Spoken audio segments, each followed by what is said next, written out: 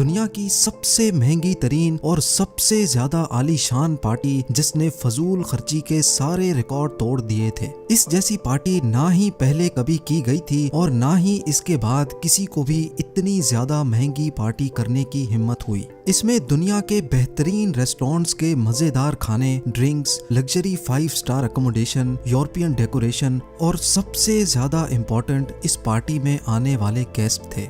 शहंशाहों से लेकर बादशाहों तक और प्रेसिडेंट्स से लेकर प्राइम मिनिस्टर्स तक। इस पार्टी में पूरी 65 कंट्रीज के हेड्स मौजूद थे। ये शानदार पार्टी किसी 7 स्टार होटल में नहीं बल्कि ये एक बंजर सहरा में की गई थी। जी हाँ, सिर्फ इस 3 दिन की पार्टी के लिए सहरा का नक्शा ही बदल दिया गया था और वो भी रातों रात। ये कहानी है उस पार्टी की जो दुनिया ने पहले कभी भी नहीं देखी थी। ना ही ये पार्टी किसी अरब शहजादे ने की थी और ना ही किसी बिजनेस टाइकून ने, बल्कि ये पार्टी थी ईरान के king Shah Mohammad Reza Pahlavi की। ज़ेम टीवी की वीडियोस में एक बार फिर से खुशामदीद। नाजरीन, ये बात है 1960s के दौर की, जब ईरान के ruler Shah Mohammad Reza Pahlavi हुआ करते थे, जिनको किंग ऑफ द किंग्स भी कहा जाता था। शाह दुनिया का अमीर तरीन इंसान था और ईरान की गवर्नमेंट में सबसे ताकतवर आदमी माना जाता था। उसके पास इतने पावर्स थे कि वो बैठे बैठे प्राइम मिनिस्टर को हटा सकता था, पार्लियामेंट डिसॉल्व कर सकता था और किसी भी वक्त जंग का ऐलान कर सकता था। शाह को अपने खिलाफ एक अल्फाज भी बर्दाश्त नहीं था। उसकी सीक्रेट पुलिस लोगों को घरों से उठाकर गायब कर देती थी और रातों रात उनको फांसी चढ़ा दिया जाता था। इसी वजह से ईरान में डेथ पेनल्टीज का रेशो पूरी दुनिया से काफी ज्यादा हुआ करता था।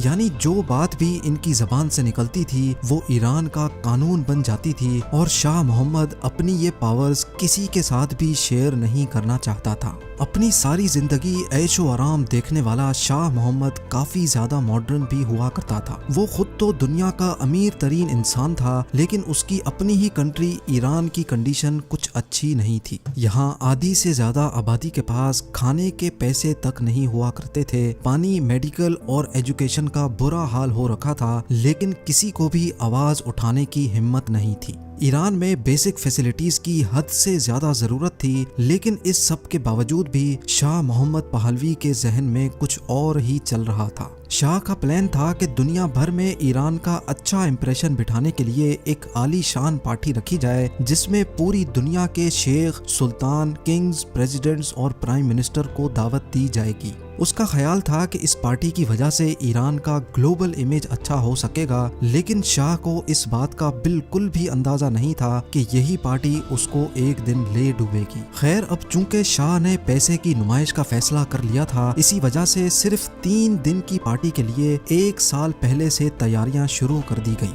तमाम कंट्रीज के हेड्स को इनविटेशन जा चुकी थी और एक टीम बनाई गई जिसको ये सारा काम अंजाम देना था। सबसे पहला और सबसे बड़ा मसला था कि दुनिया भर के एलिट्स जब ईरान आएंगे तो उनको स्टे कहाँ करवाया जाएगा, क्योंकि उस वक्त ईरान में उस लेवल के ना ही होटल्स थे और ना ही इंफ्रास्ट्रक्चर। इसी वजह से शाह ने फैसला किया कि ये पार्टी एक रेगिस्तान में की जाएगी।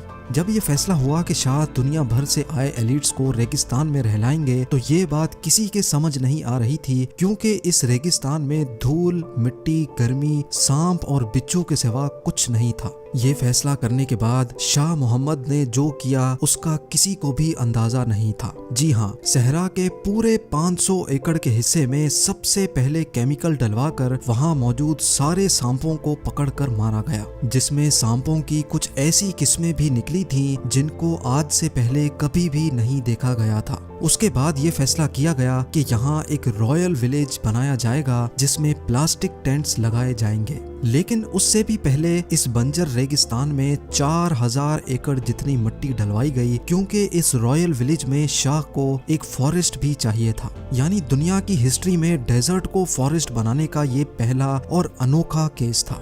वक्त की कमी की वजह से 15,000 दरख्त और प्लांट्स इंपोर्ट किए गए। ईरान, जो कि पहले से ही पानी की शॉर्टेज का शिकार था, इस मुश्किल घड़ी में डेजर्ट को फॉरेस्ट बनाना किसी पागलपन से कम नहीं था, और वो भी सिर्फ 3 दिन के इवेंट के लिए। लेकिन शाह अपने मेहमानों को एक ऐसा एक्सपीरियंस देना चाहता था जो उन्होंने कभी सपने में भी नहीं देखा हो।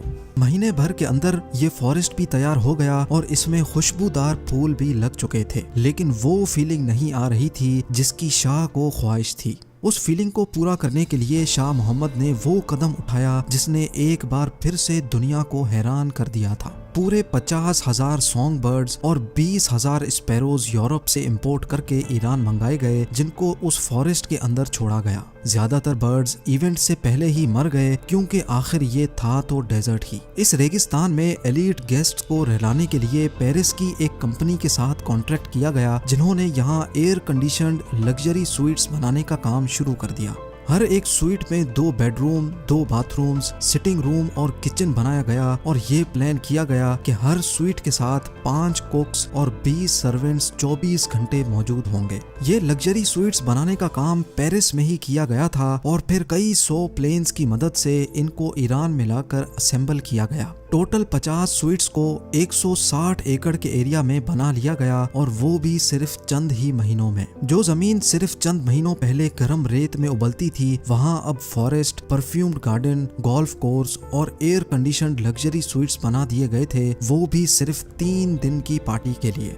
लेकिन मामला अभी यहाँ खत्म नहीं हुआ था, क्योंकि रेगिस्तान के इस हिस्से तक इतना सारा सामान पहुंचाना काफी ज्यादा मुश्किल था। इसी वजह से शाह ने यहाँ से तकरीबन 50 किलोमीटर की दूरी पर न सिर्फ एक पूरी एयरफील्ड बनवाई, बल्कि एक खास हाईवे भी कंस्ट्रक्ट करवाया जो एयरफील्ड से साइट तक सामान लाने में काम आता था। पार्टी में पेश किए जाने वाले खानों के लिए शाह ने दुनिया के सबसे बेस्ट रेस्टोरेंट्स के साथ डील की। ये रेस्टोरेंट मैक्सिम्स डी पेरिस था और डील की वजह से मैक्सिम्स ने अपना रेस्टोरेंट पूरे 2 हफ्तों तक बंद किया और अपने शेफ्स, वेटर्स और कुकिंग इक्विपमेंट को पार्टी से 10 दिन पहले ही एडवांस में भेज दिया था। खाने में इस्तेमाल होने वाली छोटी से छोटी चीज भी पेरिस से मंगाई गई थी और उनकी क्वांटिटी जानकर आप यकीनन हैरान रह जाएंगे। टोटल 18 टन वजनी खाने का सामान पेरिस से ईरान मंगाया गया, जिसमें 2.5 लाख अंडे और 2700 किलो बीफ के साथ साथ हर वो चीज मौजूद थी जो मैक्सिम्स डी पेरिस में सर्व होती थी। खाने के सामान के साथ साथ 12 टन वजनी महंगी तरीन वाइन भी पेरिस से मंगवाई गई थी, लेकिन सारी लिमिट्स तब क्रॉस हो गईं जब सबको ये मालूम पड़ा कि वाइन्स को ठंडा करने वाले आइस क्यूब्स भी पेरिस से मंगवाए गए हैं। अब बारी थी इस इवेंट की सिक्योरिटी की, क्योंकि इस आलीशान पार्टी पर जितना खर्चा हो चुका था उसकी वजह से ईरान के लोकल्स में काफी गुस्सा पाया जा रहा था। इसी वजह से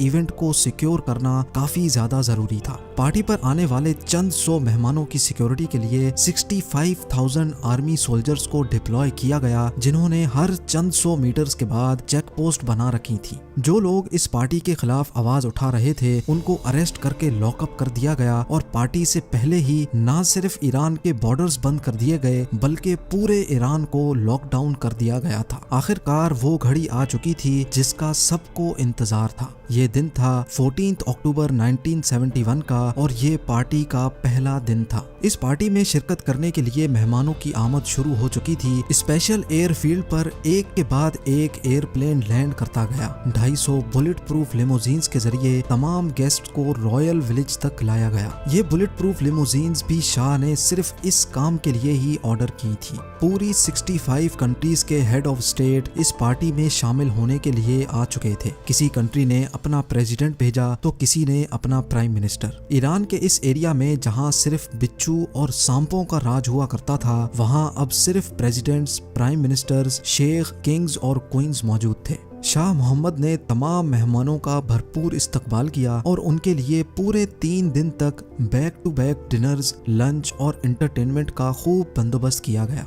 एक एस्टीमेट के मुताबिक इस पार्टी पर किया जाने वाला खर्चा $1 बिलियन से भी काफी ज्यादा था, जो तकरीबन 75 अरब रुपए बनते हैं। इस इवेंट को दुनिया भर की प्रेस ने भरपूर कवरेज दी, जिसकी वजह से फिल वक्त तो शाह की खूब तारीफ हुई, लेकिन जब इवेंट खत्म हुआ तो लोगों के दिलों में उबलने वाला जहर सामने आने लगा।